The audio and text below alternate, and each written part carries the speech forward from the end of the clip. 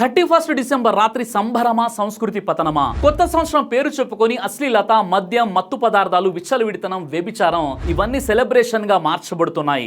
విచక్షణ కోల్పోయే స్థాయిలో తాగుడు, రోడ్డు ప్రమాదాలు, హింస, కుటుంబాల విధ్వంసం, ఒక్క రాత్రి ఎంజాయ్మెంట్, జీవితాంతం పశ్చాత్తాపం. మహిళలను వినోద వస్తువులుగా చూడడం, డ్యాన్స్ పేరుతో అసభ్యత, గౌరవం, సిగ్గు విలువలు కనుమరుగవడం ఇదే మోడ్రన్ లైఫ్ అని బ్రెయిన్ వాష్.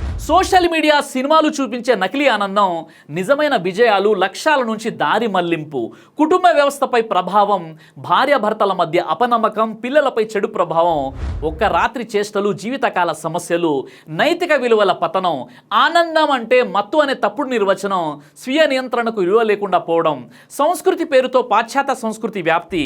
ఆలోచించాల్సిన ప్రశ్న ఏమిటంటే, కొత్త సంవత్సరం అంటే తాగి ఆడటం, హద్దులు దాటడమేనా, లేక మన జీవితాన్ని మెరుగుపరుచుకునే ఒక కొత్త ఆరంభమా? కొత్త సంవత్సరం బాటిల్తో కాదు, బుద్ధితో మొదలవ్వాలి. క్లబ్లో కాదు, క్యారెక్టర్లో జరుపుకోవాలి. ఒక రాత్రి మత్తు కంటే జీవితాంతం గౌరవం గొప్పది.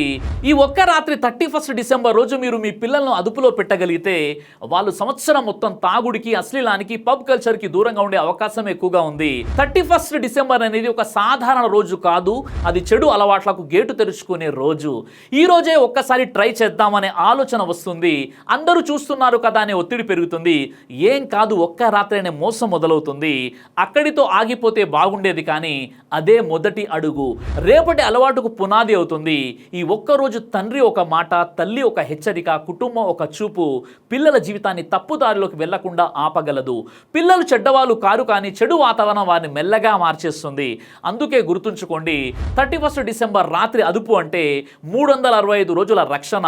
కొత్త సంవత్సరం బాటిల్తో కాదు, బుద్ధితో మొదలవ్వాలి. పబ్లో కాదు, క్యారెక్టర్లతో జరుపుకోవాలి.